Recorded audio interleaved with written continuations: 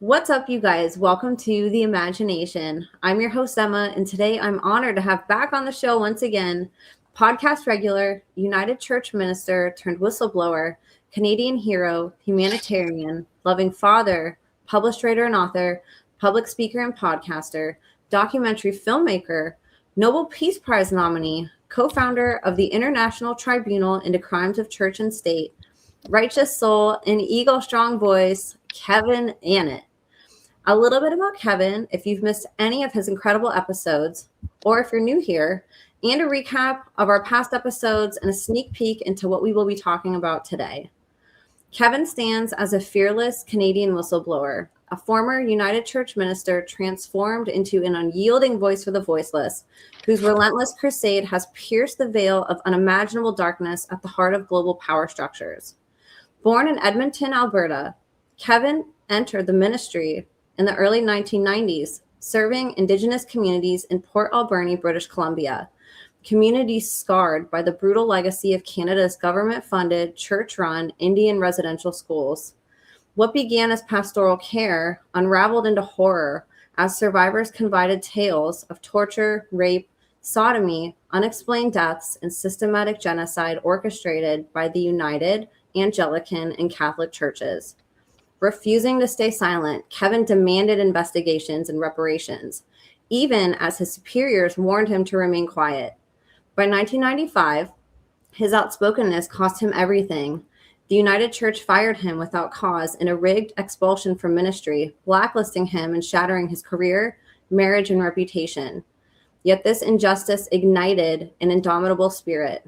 Kevin's work contributed to Canada's 2008 official apology and the Truth and Reconciliation Commission's findings on cultural genocide, though he insists these were mere smokescreens concealing deeper crimes, including mass unmarked graves and ongoing exploitation. Undeterred, Kevin escalated his mission beyond Canada's borders. In 2010, he co-founded the International Tribunal into Crimes of Church and State, a citizen-led court uniting survivors from 26 nations to persecute global elites for crimes against humanity. Through the ITCCS, he exposed a vast international network linking residential school horrors to ritualistic child abuse and sacrifice.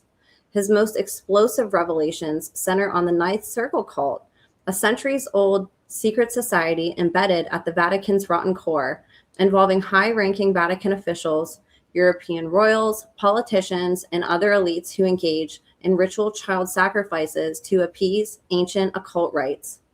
Eyewitness testimonies gathered by Kevin and the ITCCS described Ninth Circle ceremonies in Vatican basements, remote estates, and hidden facilities where children trafficked from orphanages and networks are ritually abused, tortured, and even killed. Former Popes Benedict and Francis have been directly accused of involvement, with Benedict's 2013 resignation allegedly prompted by the ITCCS arrest warrants for genocide and child trafficking. Kevin's incredible books, including Hidden No Longer, Genocide in Canada, Past and Present, compile survivor affidavits, historical documents, and forensic evidence of mass graves, branding the Vatican a millennia-old perpetrator of indigenous and child exploitation. Kevin's courage has earned him titles of honor: Nobel Peace Prize nominee, documentary filmmaker of the awesome, incredible, and important film Unrepentant, published author, public speaker, podcaster, and founder of the Republic of Canada. Operating from undisclosed locations amid relentless threats, he embodies the indomitable human spirit that refuses to bow to tyranny. As a beacon of hope for survivors worldwide, Kevin proves that one righteous soul, armed with unbreakable resolve and truth, can shatter empires of darkness and ignite a global awakening. Last time Kevin was on, he relayed the connections between ICE, Trump and the government, the Mormon Church, Elon Musk and Neuralink, and child trafficking and crimes against humanity. If you missed that episode or any of Kevin's episodes on this channel regarding the Ninth Circle cult, I would highly recommend going back and listening to those before or after this episode. I'll have Kevin's playlist in the show notes below. On today's episode, Kevin returns to share some groundbreaking and explosive news updates building on the last episode regarding President Donald Trump, news of a declaration of a new kind, and so much more. You will not want to miss one moment of this episode. Kevin's epic crusade reminds us, in the face of unimaginable evil, true heroes rise, lighting the path towards justice, healing, and a liberated future for humanity's most vulnerable. As he declares, quote, "The truth not only sets us free, it empowers us to reclaim our world," unquote. Kevin's blazing legacy is a call to action. Stand with the voiceless, confront the shadows, and build a new era of light and freedom. So you guys, without further ado, please help me in welcoming back today's guest of honor, voice for the voiceless, relentless victim and survivor advocate, passionate purveyor of truth, content creator, human rights activist, absolute warrior, and a man whose actions always speak louder than any words, the one, the only, Kevin Annett. Kevin, it is so great to have you back on today. Thank you for joining us. Hi, Emma. It's always good to be with you. So grateful to have you on. So we have some really groundbreaking news to share today. A lot happened since you've last been on, which was just very, very recently. But we said last time, we say it every time, every day. It's like a whole year passes, and there's so much that happens day to day now. And so many things are happening globally and in society that are really adding to these investigations and allegations you've been whistleblowing for so long. So I wanted to hand it over to you to maybe start talking about some of these updates, and I'll leave it to you on where we start this journey today. Sure. Well, the news is that the International Tribunal Court of Justice last year received a petition from American citizens asking them to rule on whether the 2024 election was valid or not, and rule on all the stuff Trump's been doing. Well, they were sitting on this stuff, and they decided to release it now because in Europe, they suddenly got all this new support, including from some governments over there. And you got to look at things in the bigger context, the three-way battle between Russia, China, and America. Trump's move into Greenland, and it looks like it's happening, just like he went into Venezuela. It isn't about securing his borders like it's the impression he's trying to create. The Europeans believe, and I think there's a lot of evidence, that in fact, he's against NATO now. He's switched allegiances. He's with Russia. And Russia and America, we believe, are planning to move against NATO. So he's kind of securing the western flank of that. Russia is going to go in and they'll take out Europe together, because Trump's plan apparently is, and all the indicators point to this, is that he wants to ally with Russia against China to increase his position. And Putin's not stupid. He's playing Trump because this is exactly what will play into China's hands by him discrediting himself. You see, China sits back and lets all this stuff happen. They're smarter than he is. And because of this big explosion happening and possible war over Greenland and right here on the coast of the northwest coast, North America, the court decided this was a very good time to release this stuff. Because in effect, I'll tell you, that was just some of the background, but in fact, what the court decision says is that Trump is not a valid ruler. The decision of the election in 2024, he shouldn't have even been allowed to run in the first place, according to the American Constitution and the law. So let me just kind of sum up. There were 3 points on the indictment of Trump that the court looked at. And this, by the way, is all online, murderbydecree.com, latest posting and ITCCS updates. You can actually run out all the court documents and everything there. First of all, there's 3 indictments. They say Trump isn't president because, first of all, he was a convicted felon when he ran for president. And he, in agreement with Russia, he was subverting the results of the 2016 election and was committing treason. Because it says in the US Constitution, 14th Amendment, Section 3, you can read, it says, if you've taken a public oath to preserve and defend the Constitution, and you then engage in insurrection or rebellion, which he did in DC, or give aid to foreign enemies, you're committing treason and you're not allowed to run in the election. Well, the only reason he was allowed to run, if you remember, was his appointees on the Supreme Court said he could, right? It was kind of like inside deal. And so he shouldn't have even been in the election in the first place. And since then, he's declared he's not bound by the Constitution. He's essentially above the law. He's passing orders in council, which are illegal. not orders in council, I'm sorry, that's the Canadian term, executive orders. It's basically ruled by decree. It says, I'm writing a law and everyone has to go along with it. Well, right in the very fiber of America, it says we're not bound to obey laws that we haven't had a say in, either through Congress and Senate or a court or whatever. You can't have one guy writing out laws for everybody. That's what a king does, absolute monarch. And that's what he's created, an absolute monarchy. So that's on the first count. He's not a de jure or lawful president. He's a de facto one, but he doesn't actually have the authority of a president. Therefore, he has to be removed. Second point is that he is operating a criminal enterprise to commit crimes against humanity. And these are the private prisons that are locking up so many people.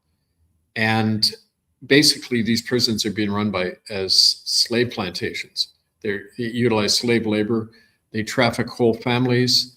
And he and his Attorney General Pam Bondi are personally profiting from this. So again, committing crimes against humanity, using his office to do so. Third, he participates in ritual crimes. And we talked about that before. He's been numerous eyewitnesses and evidence shows that he's a participant in the Ninth Circle. He's already been convicted of sexual assault in 2023. And because of his longstanding relationships with these members of the Ninth Circle, Epstein, all these stuff, he's personally guilty of these things. Again, a felon in high office. So because of that, and the court decision quotes the law a lot, English common law, Magna Carta, and also American, not only constitutional law, but the Mueller report into his crimes that came out, the congressional published report. It basically says he can't operate in that way and be a responsible public official. Now that he's going into Venezuela, he's unilaterally annexing Greenland is the next thing on the agenda. He's committing crimes against humanity at home, and abroad he's committing what's considered acts of war and piracy against other nations. So he's completely destabilizing the whole situation. So on that basis alone, the court said American citizens and the world have an obligation to take him out of office. And to that effect, they released two documents. Again, you can run these off online. It's called a writ of mandamus. And a mandamus order is, people use this all the time in courts. When a government official is supposed to be doing their job and they're not, or they're openly corrupt, a mandamus orders the public officials, civil servants, the police, others, to either remove that person or make them obey the law. In other words, the police and the government, everyone have an obligation under a mandamus writ to remove him as somebody who's usurped office illegally. That's the situation. He's not actually a president.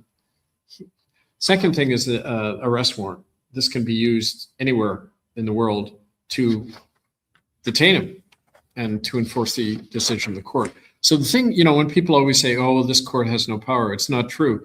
We forced Ratzinger out and 3 other cardinals, top cardinals, using that because they know, even if the ignoramuses out there don't know, that these international court rulings have standing in other courts, and any other court can issue a writ and a warrant based on these decisions of this court. We proved that in practice. So in fact, the ammunition is there, more ammunition for people to act on that. And what's really interesting, Emma, too, is that this is coming out, and the reason the court released it now, not only because of the help in Europe, but this new help, but on January 20th, in just a few days, there's going to be huge sit-downs and walkouts all over America. In 22 states, they're being planned by a group called Free America. And they've got dozens of organizations behind them. They're going to disrupt the whole system. They're not going to buy anything that day. They're going to just bring everything to a halt as much as they can. And on the same day, there's this group of people that have been passing resolutions in their own state conventions. They've been gathering in assemblies, a lot like what we do in Canada. And on that day, they're going to issue a new Declaration of Independence. And it says, we have nothing to do with the Trump regime. We're not going to pay any taxes. We're not going to listen to their executive orders anymore. We're just going to reestablish our republic on the ground. So that's just happened in a few days. And with everything happening in the world and these new developments, it's very encouraging because it shows, that the people are taking action for themselves and not simply protesting or looking to some congressperson, because they don't have any power anyway. Trump controls the Congress, the Senate, the Supreme Court. He's an absolute dictator in a one-party state, basically, right? So all of that is kind of our big news, and there's other things from that we can talk about, though. Absolutely. I wanted to touch on just a couple points and obviously have some questions for you. Yeah. Another interesting thing that I've heard on my podcast through survivors that piggybacks off what you were saying about Greenland is the New World Order agenda. Allegedly, America, Mexico, Canada, and Greenland will all become one district or united to be one country. However, they sort of change that. And that's been long been said and testified by survivors in their testimonies as well through their training of how the governments are going to try to rule the world. And secondly, I think it's really interesting how you've been able to figure out what to present as evidence for these cases, because that's something I think a lot of survivors struggle with who don't necessarily have physical evidence. Could you talk a little bit about if people wanted to do something like this in their own towns with different criminals, if they want to jump on board, what type of evidence have you found other than what you've already shared? What type of evidence goes into a court ruling like this? And in general, what types of evidence can people have if they want to put together their own case? Well, I'll start with the first point about the geopolitics. Yes, it's moving in the direction, like they talked a while ago about having a single currency called the euro and stuff like that to emulate the euro. You see, the world is overcome governments. The world economy is so huge now, it consists of corporate power blocks. And you basically got one around China, one around Russia, and one in the Western Hemisphere. And that's why Trump thinks he can go into any country like Venezuela or whatever and just take it over regardless of the will of the people there, right? Because he's an autocrat. He thinks like, the way CEOs do in corporations, right? They're God and they can do anything. And so, yeah, that could be their plan, but it's not going to work out that way because all their best laid plans never tend to happen when there's so much exposure and opposition to it. And also because their system, it may look like one guy's running it, but in fact, think of who he represents, okay? Think of all that big money behind the private prisons. Think of, the corporations like Neuralink and the big money and the banks. They don't want one guy in charge being the king. It's a more kind of collective dictatorship. And so somebody like Trump continually shoots himself in the foot by overextending himself. And you're already beginning to see that. So I actually don't think he's going to last. He'll have a convenient heart attack or whatever, but the agenda is still moving in that direction. So you've got really three oligarchies forming in the three power blocks, Russia, China, and America. And they're battling for world supremacy. There'll be alliances formed. If you read the book 1984, George Orwell laid it all out in the 1940s, the three power blocks fighting each other. And he makes a really interesting remark in there when he says, the wars that go on between Eurasia, East Asia, and Oceania are not wars to achieve the conquest of another. It's to keep their own populations in line, because populations that are at war are controlled, in their thinking, they're subordinated, they're traumatized, and it's the best way to control people, to have a war. And, so, there's all of that to consider as well as to what's going on. In terms of how people resist that, it starts in your community and getting within your own head a sense that, yes, I can take power. I can govern myself. And that's why this book is really important. That one, Governing Ourselves. It tells you how to do it on all three levels, personal, political, spiritual. And you can get that through me or Amazon. I think you've got it listed. But it also relates to what you were saying, the second question you had about how people gather the evidence and what kind of evidence and that. Usually when you're doing your own case, you already have the evidence. It's just that you often don't have the confidence to know how to present it. Or if you do present it, what impact is it going to have? Right? How do you enforce the verdict? All that stuff.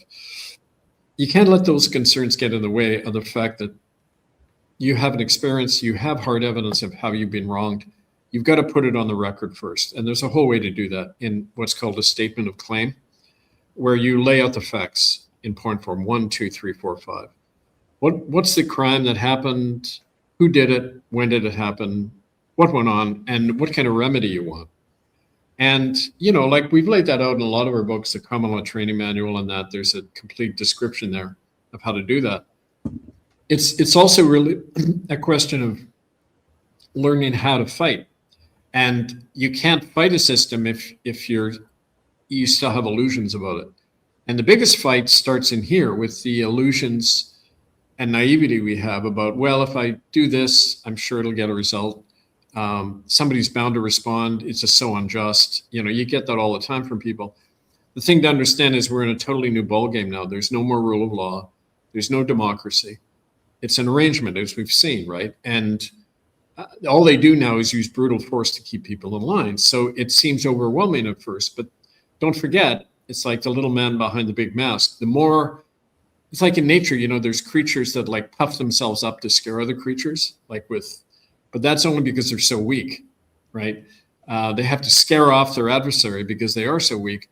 It's the same with anyone in power. They have to create the impression that they're all powerful, all infallible, when in fact they're very weak, because as we see happening all the time, if you just rule through power and intimidation and fear, it's built on sand because you're not legitimate. People might be afraid of you as a ruler, but they don't think you're legitimate.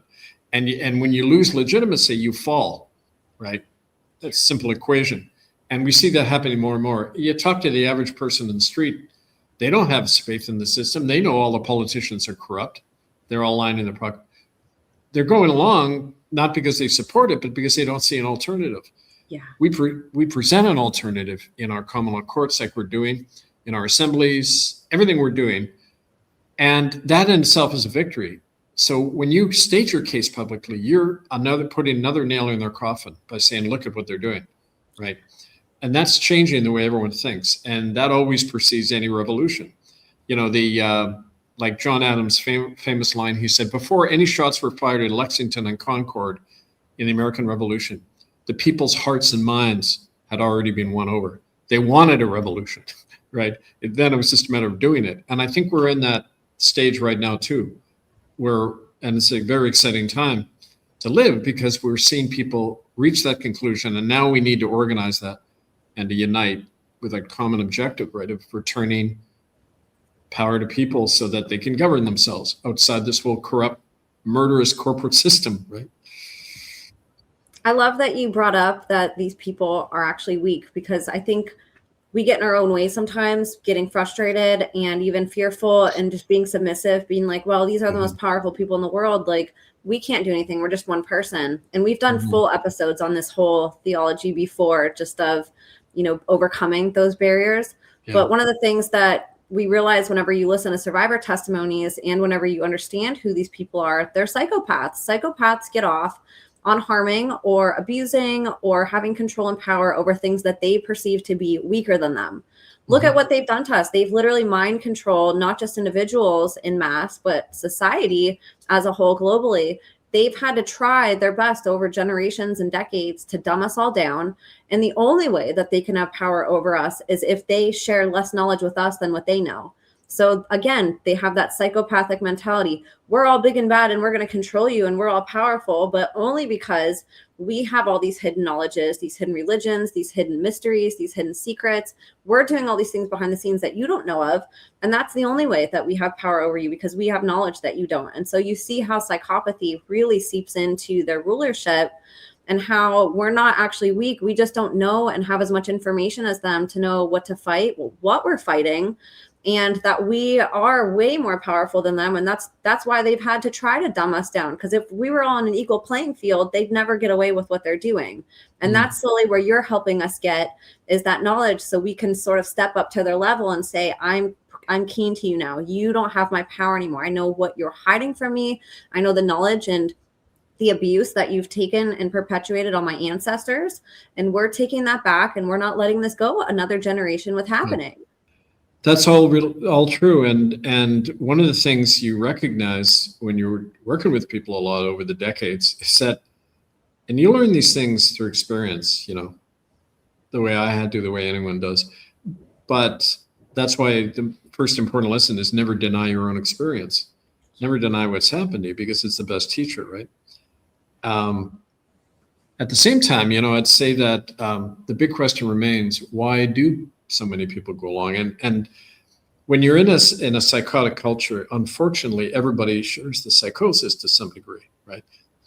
We're born into it. We learn to accommodate ourselves.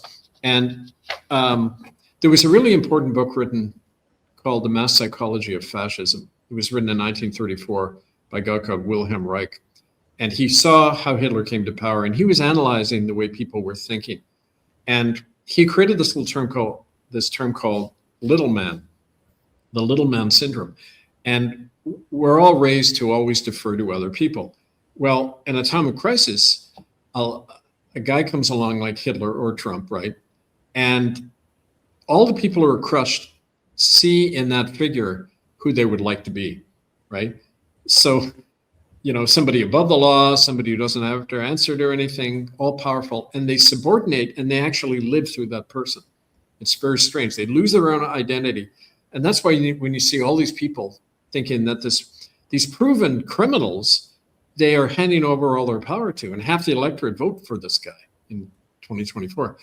It's because it's that mass psychology happening where they basically extinguish their own identity. And so it's not a rational process. It just happens unconsciously to a lot of people, unless you're very aware of what's going on.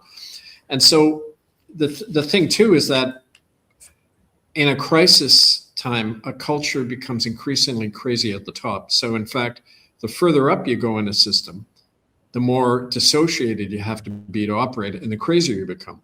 So there's this other good book by Barbara Tuchman. She's an American historian, called The Guns of August. She wrote about how World War I started. And she said, all these empires were making decisions that were increasingly self-destructive. They didn't have to go to war, but it's as if they wanted to destroy themselves. And that's the thing, that the system isn't rational. When Trump decides to go into Greenland or whatever, it's his own insanity, not just his insanity, but the insanity of the whole system speaking. And it's most concentrated in the official level of society. So that's why never believe news reports, never accept the official line about anything. Turn it off and be your own media, be your own thinker, because they're crazy. And you find the most sanity at the base of society among people just talking and living among themselves. That's where the answer lies, not in them, but in yourselves.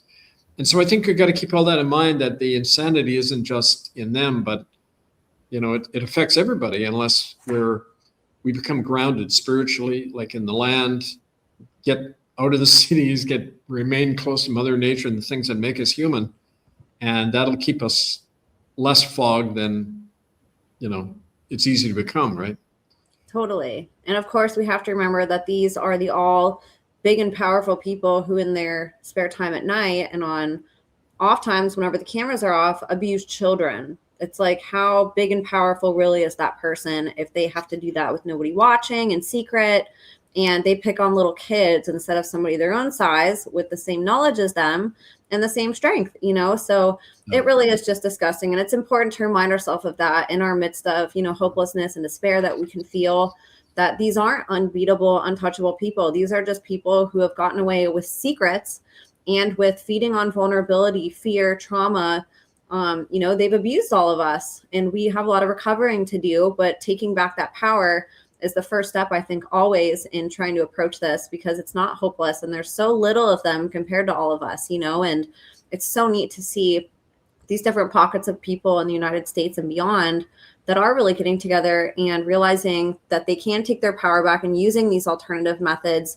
You mentioned that we aren't given another choice. We think the only way to vote is red or blue, or however it is in other countries. We're given two choices, two sides. And there's always a side that they don't tell us. There's always a side that we can use our imaginations and create. There's way more than what they present to us. We've just been so used to picking between Coke and Pepsi, red and blue, vanilla and chocolate. Like, we're always just given two choices, and they box us in and condition us that this is it. This is all that you have. But if we can come together and create our own solutions, every country is going to be a little bit different, every state, community. But if we come together and do that, we take our power back and we create different solutions outside of the world that they've manufactured from us, which is really important. And one of the things that I wanted to bring up, speaking of that, in America, you've mentioned that there's a lot going on here where people are getting together and protesting, they're taking action. I wanted you to talk a little bit more about that, because there's actually a lot more that people are doing in lieu of protesting in bigger ways than just, maybe going online and talking about it. There's actual action being taken. I'd love for you to share about that, and if people can get involved with it. Well, yeah, we've been in touch with people, including these folks who have been meeting in their own conventions, and they want to, release this Declaration of Independence as a pole to bring people out of the system more and create real republic on the ground in their communities. But along with them, there's all sorts of groups all over. You'll find them, resistance groups operating. One of them is called Free America. And if you look online, what they're doing is they're having this work stoppage, this walkout, they call it, on January 20th, the first anniversary of Trump's so-called inauguration. And they're going to just shut it down for a day. But beyond a day, it's not going to be just a protest. They're going to have ways of continuing the walkout from the system. And it was interesting. They were inspired by the thing that happened in Italy that was totally blanked out of the corporate media, but we've received it through all sorts of people. For a whole week in Italy, I think it was last month, everyone stopped buying things. They had hoarded up stuff. Nobody went into the stores. Nobody rode the transit. Nobody went to work. They all just stayed at home. And it also was allowed for them a chance to just be human again and hang out with family and friends and their kids. And the whole economy started going. And the government started begging people to return to work. And the local groups of people said, okay, we will, but only if you do this. And now it's kind of turned everything upside down in Italy, because it shows the potential power people have when they have a vision and they're organized and they act together, right? And, we're trying to create that now, but the problem in North America is you have really rocky soil when you start doing that, because we've been raised in a very individualistic culture where the system had enough, wants to provide enough of the people with enough comforts that they didn't really have to change, because you only change when you have to. And that's the unfortunate thing about human beings.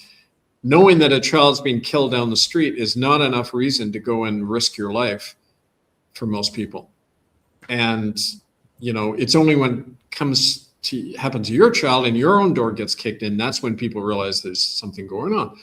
So in Europe, they have more of those traditional collective kind of consciousness about we work together as communities, right? So, that's one of the liabilities, but at the same time, there's enough going on that can change quickly, and we've seen it change, right? That's amazing. So essentially, on January 20th, people are getting together and doing this en masse at their workplace and really making a big deal about it.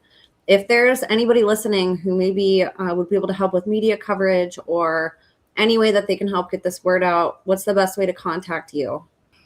Well, you can see Free America online. You can volunteer, set up local groups in that. The national thing I want to emphasize is it's called the National Covenant of Constitutional Conventions. And they're going to come out publicly with a statement that we'll have up online on YouTube and everything on January 20th on the same day.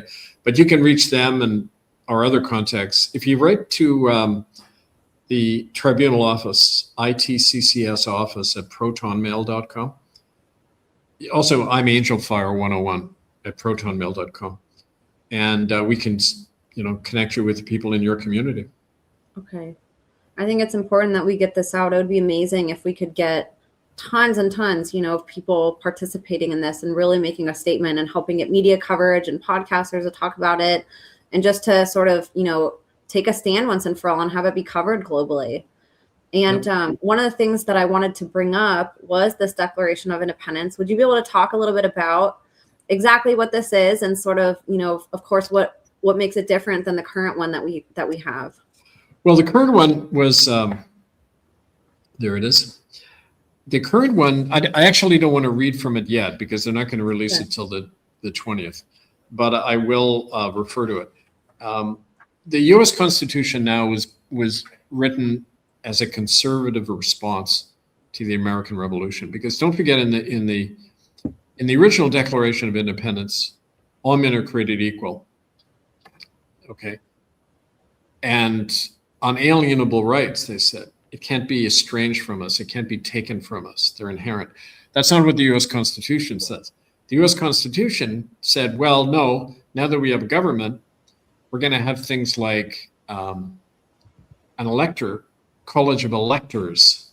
So the people don't get to vote for the president directly. The electors do. So, if we, basically the wealthy, don't like what the people have voted, we can change the vote and put in our guy. That was the whole purpose of the Electoral College. A president. Thomas Jefferson didn't want a president, right? He said we should run it on the Roman Republic model of two proconsuls who shared power. They go back and forth. So it's a power balance, like coalition government in, where two factions work together. They don't work at odds and ends. They cooperate and develop policies, So a more cooperative notion. Now, instead, they got a president, they got an appointed Supreme Court. It was hierarchy imposed, okay? So a new constitution would go back to the original revolutionary model in America, where you had one Congress. If the U.S. government now was based on the American Revolution, you wouldn't have a president. You'd have one Congress. You wouldn't have a Senate, which gets to veto Congress. You'd have one body, one Congress, elected directly by the people. And those people in Congress can be removed at any time by a majority vote of the people who put them in, right? So it would be really very democratic and back to the grassroots of how America started. So, that's one idea of the Declaration of Independence, but also more fundamentally, they're going on strike. They're saying, we don't recognize Trump's authority. He's not the president. He's ruling by executive order, which is unconstitutional and non-democratic. And we're ignoring those orders. We're not paying taxes. We're going to keep our federal taxes in the community and things like that. So that, like I say, I won't read from it yet, but that's going to be what comes out on the 20th. Very exciting. I'm excited to see the final version, and then also to just see the wave of people that are going to participate in this and sort of what the outcome is, and how it sort of spreads. And this is something too, this is such a great idea, even in local communities, for people who have local politicians or local votes, or people that are doing things unconstitutionally or corrupt, or leaders in power who are abusing their power and, doing these things to vulnerable children and, victims. This is a great way that people in their own communities can get people together and do the same thing, just very locally. We're going to do this across the country, and hopefully people across the world will participate in it. But this is a really great idea. It's very simple, but it makes a big statement if people can do that and take a stand and actually do something, pair it with an action. Yeah.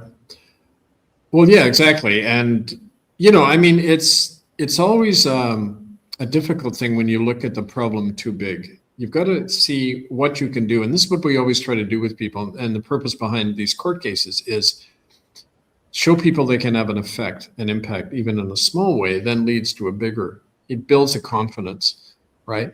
But it's also not an overnight thing, right? It's not something you dabble in. It's changing the priorities of your life, really, to realize that we have to reconstruct society from the grassroots. And it's a group effort. We got to drop our distrust that's kind of sewed into us, and understand that most people operate out of good faith, and they want it followed by good action.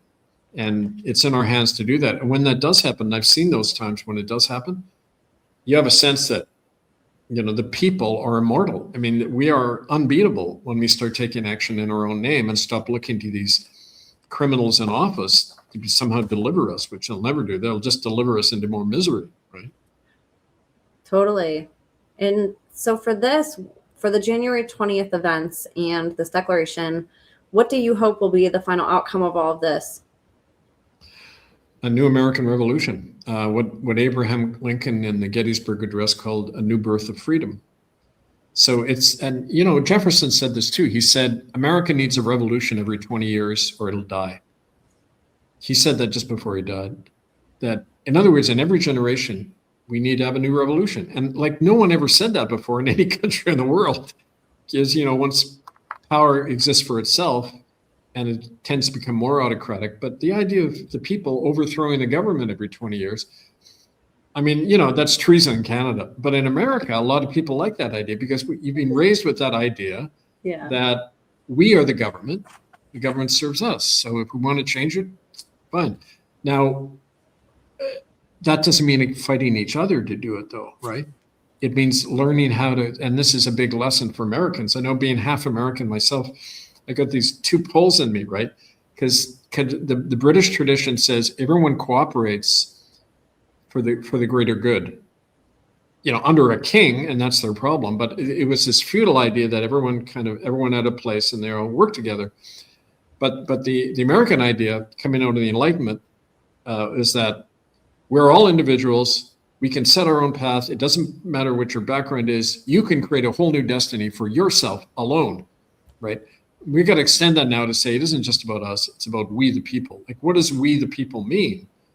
Except more than just me. And if a population doesn't have that virtue of looking after your neighbor as well as yourself, you can't have a republic.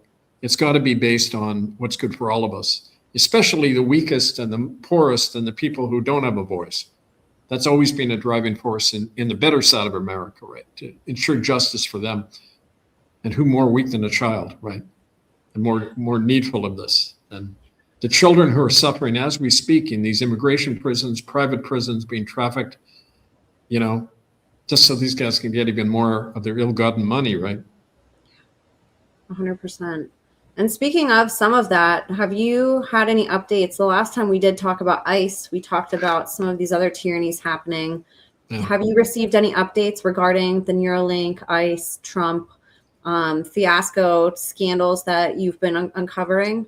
Well, we're waiting actually for that. Still hasn't come back. We have people, remember we mentioned in Phoenix at the Barrow Institute, there's people military people in Hawaii actually been looking into that facility there where we think they're doing the super soldier experiments.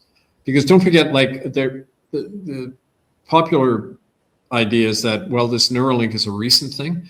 No, they've been microchipping people brain chips for decades, starting with the military and experimental test subjects, Native people, children, whatever. But they probably have, people operating now under that control. I mean, I know definitely they do. And it's their model for the future. They want a few oligarchs running the world and everybody else cyborgs, like in the Star Trek movie where the Borgs attack and they assimilate everybody into the Borg machine. I mean, that's, the agenda from everything we can see. So our humanity is at stake, right? And that if we cannot unite on that, then what future do we have, right? Well, we look forward to hearing more updates on that and to hearing updates and, about all the successes from January 20th and all of that. One thing I did want to bring up regarding all of this, and especially regarding the court ruling, I wanted you to talk a little bit about America and China on the Pacific coast and the military clashes that are happening, because that obviously impacts a lot too. Well, yeah, I mentioned this right at the beginning about, the plan of Russia and America getting together, and that China, at least he's creating the impression he's against China. Like, don't forget these oligarchs at a certain level, they all cooperate. Excuse me. They all cooperate at a certain level. Yes. And there is no America, China, Russia to them, okay, at that level of high finance and all that. But bankers don't think in those terms, So neither do their, people like Trump or whoever who are trying to wear the two hats of corporate oligarch and president. I mean, they cooperate. So, it may look like they're fighting. In fact, they're not. There's that factor too, but there's a lot more of them involved than just them involved. And when you look at the whole picture, it's going in the direction that there is definitely a fight breaking out over Canada and all of its resources. Greenland, it's funny how stupid he appears sometimes. Like what Trump said, well, we have to take Greenland, otherwise Russia and China will get it. And I thought, have you ever looked at a map? because between Greenland and Russia and China, there's all of Canada and all the Arctic. So how do Russia and China get to Greenland? It's like stupid. He hasn't even looked at a world's map, right? But nevertheless, things are moving in that direction to grab the north, because that's the oil and the gas. From there, you can dominate the whole planet. And I think that's why you're going to see, we already see this, like not far from where I'm sitting. Chinese have been airlifting troops in for the last 2 months. There's more U.S. military operations happening off the coast, coming up from Seattle. And they're monitoring each other, and Canada will be the battleground, right? Right in the Pacific Northwest here. So, that's happening just as likely as it is to happen in Greenland. But I saw a notice today from the European Union and the meeting of the presidents. They basically came out and said, we will defend the sovereignty of Greenland, which is officially part of Denmark, right? He attacks Greenland, he's attacking NATO. He's attacking the sovereignty of every NATO country, because they're all pledged to defend each other in time of war. So Trump attacks Greenland, he's going to face a war from NATO.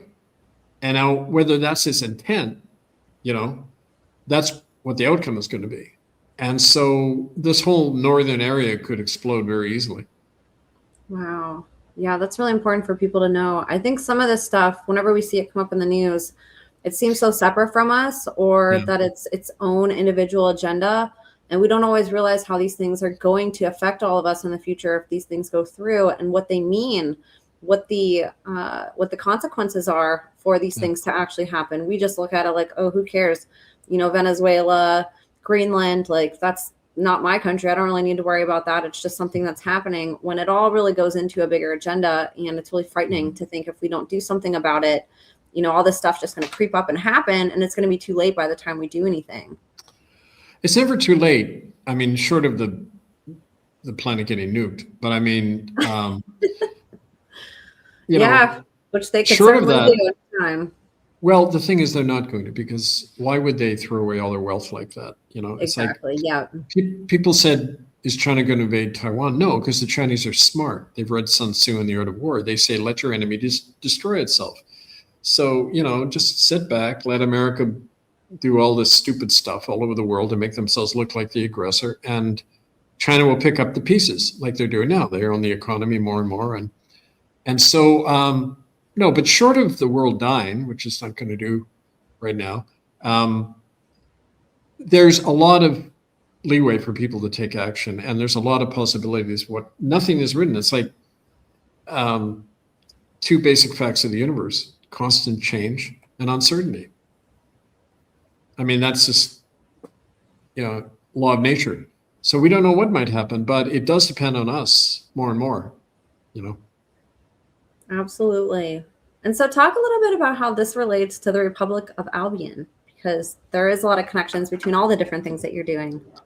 Well, it's funny. I was talking about that on the Sean Appert show, because he's based in England, and the new constitutional conventions in America and the Republic of Canada here in Canada and the newly formed Republic of Albion in England, it formed just last summer. We had been working with some really great people on the ground.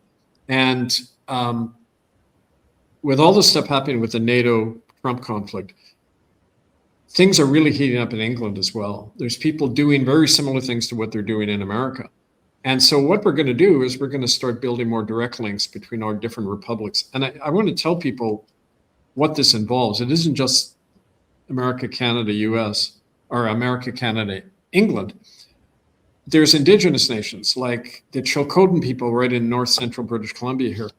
They actually passed a law declaring their independence, saying that any Trump tariffs do not apply to them, and we will resist in arms if the Americans invade our territory. They came out with that statement, the Chilcotin National Congress. And similarly, the Anishinaabe and the Mohawk people, they will declare their independence and fight if there's any U.S. incursion. But there's other groups. There's the Basque people in Spain, the indigenous people of Scandinavia. We're working with all these groups. And there's groups in Scotland, France, Italy, Sweden, Greece, Australia, New Zealand, and South Africa, all forming these sovereign common law republics now, after what we started in Canada. So it's like watching the common law court movement spread after we took out Ratzinger in 2013. Same thing now politically. And I think spiritually too, because you can't have that kind of big a change without people realizing we have to go through an interchange to allow ourselves. I mean, you could set up a new republic now and elect people, and it would be just as corrupt as what you have now, because people haven't gone through that interchange where they want something better on a higher level than what we have right now. And it was interesting. That's what happened in the American Revolution, the Great Awakening, they called it, in the 1730s and 40s. In the generation before the revolution, there was this huge groundswell all over America in the rural communities. And there were evangelical revival, not in kind of a religious way, but in a sense that people believed, okay, we don't need the church. We don't need bishops. We don't need a religious hierarchy. We are Christ within our community. We can be that with each other. And the very people who did that movement went on to launch the American Revolution and be the congressional delegates, because they knew if you're going to govern yourself spiritually in your own community, you also have to govern yourself politically. And you couldn't have had that new vision of America unless you had that Great Awakening before. And we need that now. And I see that happening. But again, people are too divided by religion and party and all that to have the advantage we had in the 1770s, which is that a lot of people lived on the land, they had their own farm, they knew what freedom was, and they were fighting to defend it. But if you're raised in a city in America now, what taste do you ever have of freedom and independence, right? That's part of the problem. And that's why we're trying to get people out of the cities and back into right relationships, right, on the land. And I wanted to ask you, Kevin, how are you doing? People hear all the time, you're just go, go, go, go, go. You haven't stopped. And I mean, I posted an interview recently of you from CKLN radio from 30 years ago. Like, you have just not stopped. And I get asked that sometimes on my comments or in the chat. How's Kevin doing through all of this? So I wanted to just ask you that and, give you a space to share a little bit just about how you are going through all this, because it has to be a lot for you. Yeah, it's, when I think about it personally, it's really more than anyone can bear, the situation I'm in. That's why I don't think about myself much, because if I began to think about it, the situation, I mean, it would be overwhelming. And that's not that I'm in denial, it's that I've learned to set myself, our ego, our personal needs, I've learned to set it over there and operate in a way. I'll give you an anecdote. My dad was in the Korean War, and that's my American side, my dad's side. And he said they were in a bad situation when the Chinese had invaded over the border, and their regiment was almost pushed into the ocean. And there was this medic, and he kept running around tending him. He kept getting hit by shrapnel. Boom, boom, boom. He had like 6-8 pieces of shrapnel in him. He was still running around tending guys who had been wounded. And somebody said to him, stop, you're wounded, you're bleeding, we're going to help you. And he yells back, I don't have time for shrapnel. There's guys dying.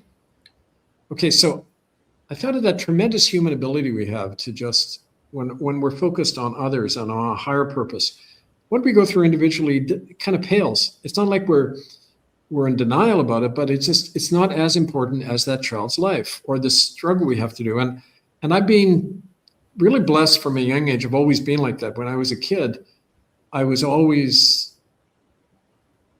couldn't stand by when somebody was being harmed. And I was always, wanting to get involved in taking responsibility for the world, right? Not in an autocratic way, but here's what did it. Okay, here's an anecdote that helped. When I was 15, I wanted to be an archaeologist, right? So my friend Charlie, his mother was an archaeologist. They're moving back to Greece. They take me along. So we went off to this archaeological dig on this beautiful Greek island called Kea. And I always loved digging in the past and finding the remains of people who used to live. I was always fascinated about people who had come before us. That's why I always loved talking to elders and people older, like all this living history. But first time I'm in Athens, we're driving around the corner, boom. At the end of the street, there's the Acropolis, and it's a huge hill, really, fortified hill. And on top, you can see all these temples, like the Parthenon and all these temples. And it just blew me away. And then when we walked up on it, something hit me, like, this is where direct democracy began. Like, people would get together and cast lots, and the Athenians would govern themselves, right? And it was where it all began 500 years before Christ. And something touched me that day, right? And it was like a voice from the past saying, we all have that responsibility to be that. You have to take responsibility for the world and the people around you. Because if you just live for yourself, you might as well not be alive. Okay, you live, you breathe, you eat, you propagate, whatever, and then you die. And what difference have you made? And that always horrified me. The idea of just living for myself, just having a 9 to 5, it didn't seem like life to me. So I guess it's a question of what our character is and who we are. And you only discover that when you're under pressure. Like, I didn't know that. I was studying to be an archaeologist. Then I decided to go into the ministry, and all the boot came down, and I began to change and learn. But I realized that was my destiny. And if you have a sense, every kid has a sense of their own destiny, I think, right? Like when I was a boy, all I ever did was play war. I organized all the kids on my street into squads, and we used to kind of do imaginary, and I was always wearing my dad's army helmet around. I thought, why? I'd go to sleep at night with the army helmet on in the bed. And I thought, this was my fate preparing me for a great battle, right? To think in military terms all the time, like think of how to fight and never give up and keep going and rally other people, right? Like a commander does. And, so it's all imprinted in us, but we need the right circumstances to bring it out. And it's a long answer to your question, but I'm doing okay now. I'm doing fine because I've got that much bigger panorama that's me now. It isn't just poor Kevin who lost his family and livelihood. I could have collapsed into that, but I'm not like that. And that's what keeps me going, regardless of what people do or think or don't do and don't think, right? It's just me. And I hope I passed on some of that in the stuff I've written, but you're right. I should probably talk more personally because it has often more lessons than just all the issues and facts, right? So thanks for asking that. You're welcome. And if it's okay, I don't mean to go off on a tangent, but I did have one more question I just thought of while you were talking that I thought would be maybe valuable to hear your answer to as a kind of another personal question. How has your journey impacted your relationship with spirituality, religion, and church? Because it's amazing how you still minister and still preach the word of God, yet the church outcasted you. You found out the church was just doing these heinous things to people, and you stepped into wanting to live your life in the church ministering. So I wanted to sort of see how that had tainted your spirituality and views on religion and kind of where it pivoted you to today for how you keep that. I never believed in church or religion, even when I was part of it. I realized it was a man-made construction, and it went against the spirit of Christ constantly. In fact, I often said to people, to be a good Christian, you've got to leave the church. You got to have Christ without Christianity, if you like, because of all the distortions and corruptions and the fact that it was tied to empire and committed and still commits all these heinous crimes under the mask of religion. Couldn't have anything to do with that even more right after, I got booted out. A real spiritual cleansing happened for me after I went through all this adversity. And it's like the worst things that happened, the clearer I became, right? It's not true that pressure destroys us. It doesn't. It refines us. It's like metal going through a fire and then something refined comes out of the other end. So we shouldn't hesitate to go through suffering. I think it's one of the reasons the system drills into us fear of death and fear of suffering, because it's through suffering that we acquire our real knowledge of who we are, right? And so all of that clarified for me a spirituality which grew up over the years. And it took me back really to stuff I'd been taught as a boy, but had forgotten, because my mom's family in central Canada, in Winnipeg, had intermarried. They were Scottish refugees from the Highlands. They'd been forced out by the clearances. And they came to Winnipeg in the early 1800s and intermarried with the Ojibwe and the Cree. So I have Métis and indigenous in-laws and relatives, right? And I remember as a boy being taught by one of them, that one of my aunts, that like in the Scottish clan system, you never worry about yourself. You're concerned about your family members and your neighbors, and they are concerned about you, and everybody holds everybody up, right? And it was such a joy being raised in that extended family. I had like 35 cousins, and all my uncles and aunts would be raising me as well as my parents, and that's kind of that tribal system that was part of my spirituality, because I don't divorce spirit from life. I mean, it's all one for me. So when you're talking about, and I always said this in sermons, it doesn't matter what we do here, it's a matter how we live it in the world. And too many people in churches are dissociated. They profess one thing on Sunday and then do the opposite on Monday, right? And I was always trying to break down people into ways like we do with these cell groups, and that you go and live it in the world, and that's how you keep the spirit alive, and that's how you change the world. And so I don't know, that's kind of a short take on that. I appreciate that. There's, a lot of survivors listen to my show and are grappling with that right now. And even people finding you and, whistleblowers and survivors who talk about things that happen in the church, and they're losing their faith and having trouble holding on to the things that grounded them, which was their religion or going into church, and not that there's anything wrong if somebody does have a good church or a good minister or pastor, but I think it's important to realize that church doesn't just happen in an institution or a facility, that we have all the faith that we need right here with us, no matter where we're at, and it's an added bonus if we can go have church with other people and commune publicly. But I think your story is really inspirational with how you've kept that faith despite, being trampled on and, having everything just taken from you from the same institutions that you gave your life to. Well, I never gave the life to the institution. I made it clear from the beginning. I was giving it to Christ and to the people. Yes. And because we're running into this issue a lot with, those folks in Buffalo, New York, the woman whose brother was a priest and was murdered, 2 bullets to the back of the head when you tried to bring up the trafficking. One of them still goes to mass. And I said, okay, but you don't get money, right? And she said, well, I feel kind of pressured to. And I said, but you're funding a criminal organization when you do that. So you are part of the crime under law, right? And she's having to struggle with that, right? But I said, why do you even need the church? Why do you even need a mass? Why do you need any of that? The spirit of heaven is within you, he said, right? And within you, my kingdom is not of this world. Well, why all the religion, folks? I mean, so when you take the message to heart, it is very clear, and it does run you into opposition with the people around you. I mean, when people would say, when I got hired at St. Andrews in Port Alberni before the boot came down, they said, Kevin, we don't want controversial sermons. And I said, well, my reading of the Bible is there was anyone more controversial than Christ. He was constantly causing division. He got crucified for it by trashing the temple. The one time he went to church, he trashed the place, right?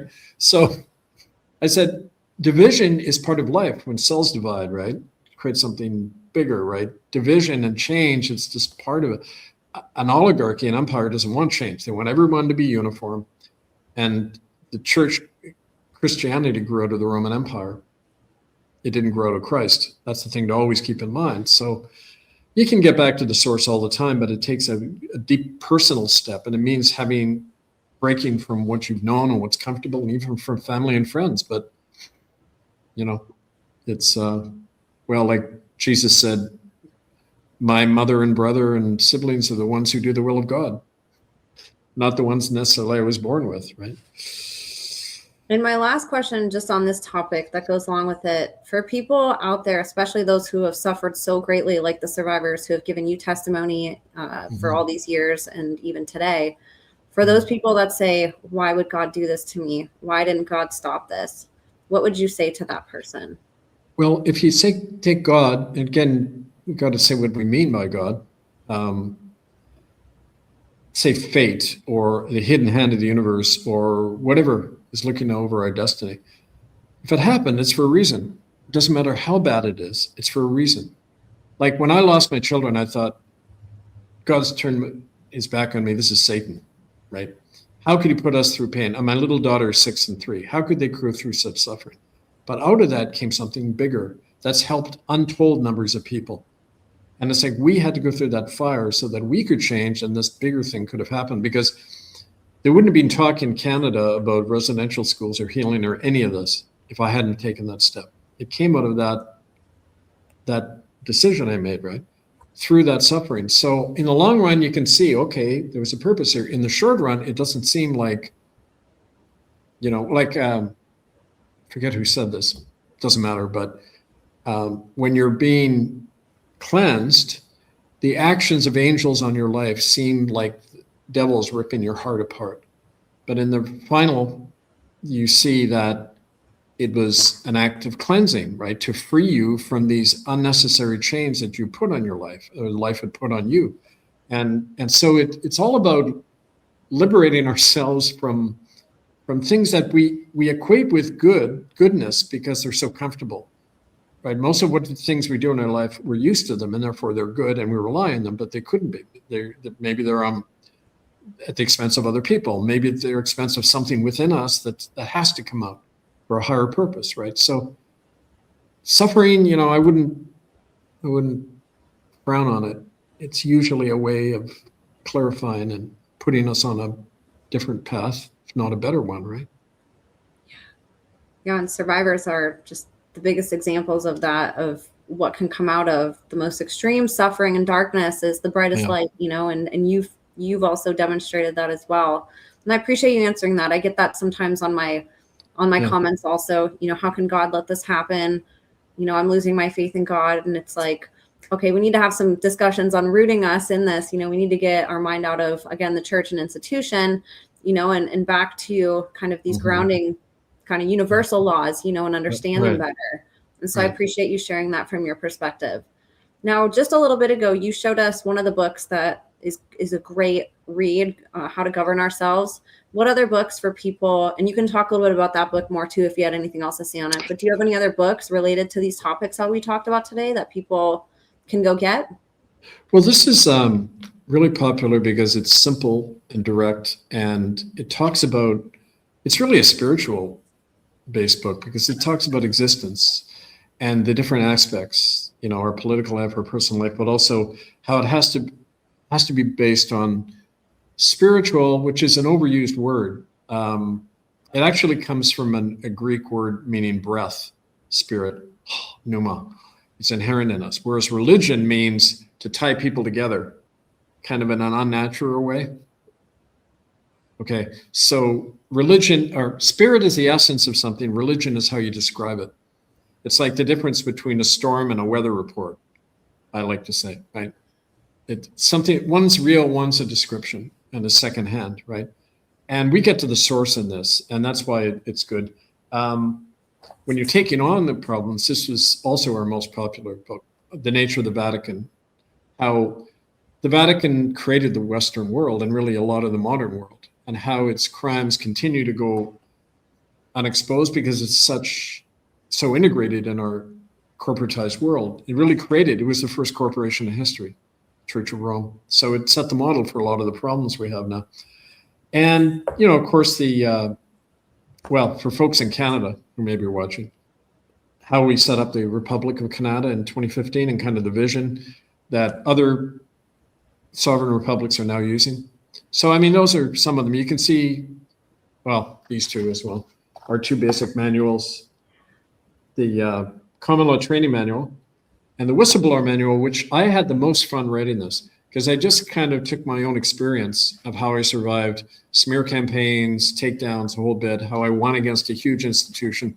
And at the back of both books, we have printings from The Art of War by Sun Tzu, how to maneuver against a bigger enemy, how to win. So all very important to bone up on.